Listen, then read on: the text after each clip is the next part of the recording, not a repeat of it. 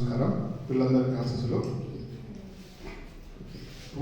ఇంచుమించు ఒక 15 years back, 15 years కాదు, 2008-9 బ్యాచ్ అనుకుంటాను. మా స్కూల్లో కూడా సారు అంటే మండల స్థాయిలో ఫస్ట్ స్కూల్ స్థాయిలో ఎగ్జామ్ కండక్ట్ చేస్తారు, సెకండ్ వచ్చేసి మండల స్థాయి కండక్ట్ చేస్తారు, థర్డ్లో కూడా మండల స్థాయిలో కూడా ఫస్ట్ వచ్చారు మా స్కూల్ పిల్లలు. వస్తే ఇక్కడ నుంచి జిల్లా స్థాయికి ఎంపిక చేశారు. జిల్లా స్థాయికి ఎంపిక తర్వాత ఆ పిల్లవాడు నీట్లో ఎగ్జామ్ కండక్ట్ చేశారు సార్. నాకు కూడా తెలియదు, ఆ పిల్లవాడు చెప్పిన వరకు కూడా ఎగ్జామ్ ఎక్కడ కండక్ట్ చేసింది తెలియదు. లాస్ట్ ఇయర్ 26 జనవరికి స్కూల్కి వచ్చాడు. 26 కంటే ముందు ఒక్కరోజు ముందు వచ్చాడు, 25వ తారీఖు వచ్చాడు. సార్ నేను ఎక్కడంటే సైంటిస్ట్గా సెలెక్ట్ అయ్యాను సార్, ఢిల్లీలో జాబ్ చేస్తున్నానని చెప్పాడు. దానికి మూలం అడిగాను నేను అడగలేదు. 26 రోజు గెస్ట్ అన్న పర్చేజ్ చేసి కింద ఏంటిది సన్మానం చేద్దామని చెప్పితే సరే సార్ అని చెప్పేశాడు. కానీ ఒక పర్మిషన్ తీసుకొని వస్తాను సార్ అని చెప్పాడు. ఏం పర్మిషన్ అంటే, నేను హైదరాబాద్లో ఒక 2 కాలేజీలో గెస్ట్ ఫ్యాకల్టీగా పనిచేస్తున్నాను సార్, జాబ్ చేసుకుంటూ కూడా అనే రానికి పోనికి ఫ్లైట్ ఛార్జెస్ కూడా కాలేజీ యజమాని ఇస్తుంది. అది సాటర్డే సండే పర్ అవర్కు 5,000 అని చెప్పాడు.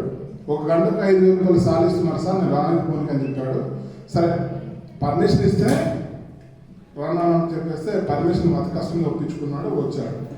ఆ రోజు ఏం చెప్పాడంటే, నేను ఈ రోజు ఉండడానికి కారణం ఏంటంటే చెక్ముక్కి టాలెంట్ అని చెప్పాడు. ఎలా అని అడిగాను, నేను నెట్లో చదువుకోవాలంటే ఎన్ఐటీలో చదువుకోవాలంటే ఏం చేయాలని అడిగాడట. అడిగితే బాగా చదువుకోవాలి, మార్కులు బాగా తెచ్చుకోవాలి, లేదంటే నాకు డబ్బులనే ఉండాలని అన్నాడట. పాపం వాళ్ళు ఏం చేస్తారంటే, వాళ్ళ నాన్న సైకిల్ మీద బట్టలు అమ్ముతాడు సార్, పద్మశాలి. అది ఇద్దరు బాబులకు బట్టలు సైకిల్ షాప్ మీద అంటే సైకిల్ తిరుగుకుంటూ ఊరు బట్టలు అమ్మేవాడు. ఊరికి పోతే వచ్చేసారు, ఆ డబ్బులతోని చదువుకున్నాను. కాకపోతే నీటిలోకి వెళ్ళాలని డబ్బులు లేవు. తండ్రి చెప్పాను కదా, సైకిల్ తొక్కుతానంటే వాళ్ళ ఆర్థిక పరిస్థితి ఎలా ఉందో మనం అర్థం చేసుకోవచ్చు. కానీ ఆ పిల్లలకు కోరిక వచ్చిందంట, నేను నీటిలో చదవాలి ఎట్లయినా.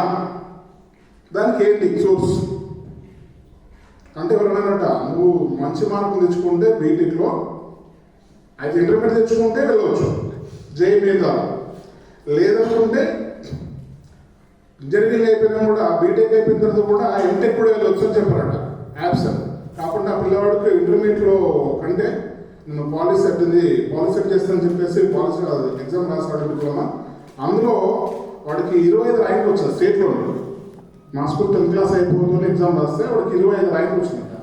అక్కడి నుంచి నేరుగా వాడు హైదరాబాద్కి వెళ్ళాడు, పాలిటెక్నిక్ అయిపోయేది.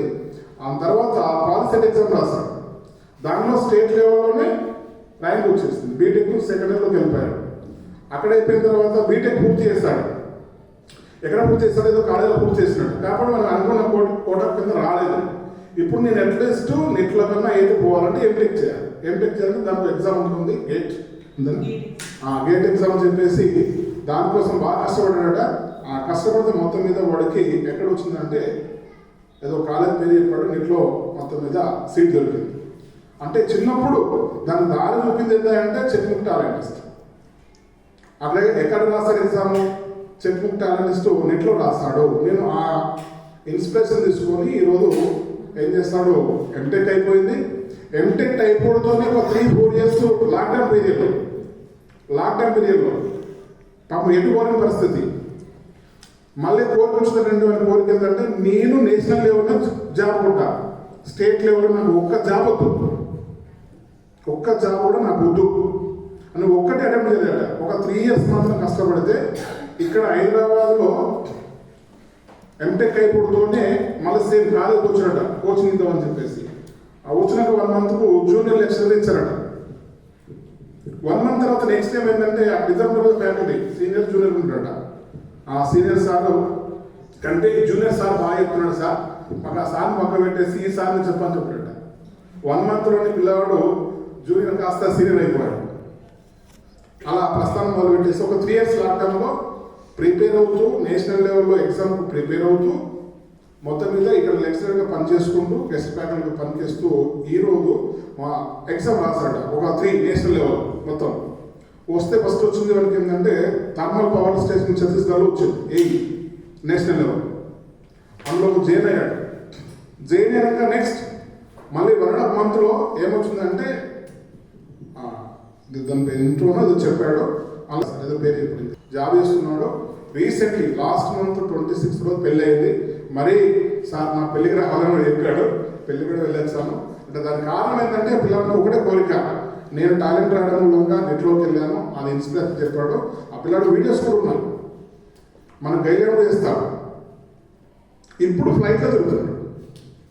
నాడు సైకిల్ మీద తిరిగిన అబ్బాయి నేడు ఫ్లైట్లో తిరుగుతున్నాడు. అంటే చెప్పాడు ఒకటే, పేదరికం అనేది డబ్బులో కాదు, ఆస్తిలో ఉండదు.